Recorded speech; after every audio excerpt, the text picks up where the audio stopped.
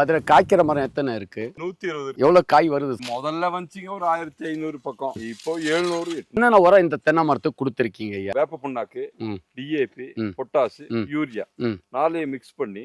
அதாவது சார், இந்த மரம் இது தண்ணி இல்லாதனாலதான் இந்த மரம் இப்படி ஆனது. ஒரு ஏக்கர்ல மினிமம் 70 மரமாவது இருக்கணும். அப்போ 350 மரங்களுக்கு மேல இருக்கணும். அப்போ ஒரு மரம் 3 மரம் காய்க்க வேண்டிய அளவு காய்ச்சிருக்கணும். அது காய்க்காததுக்கு காரணம் என்னன்னு சொன்னா, நீங்க அதை மெயின்டெனன்ஸ்லோட குறையில்லை.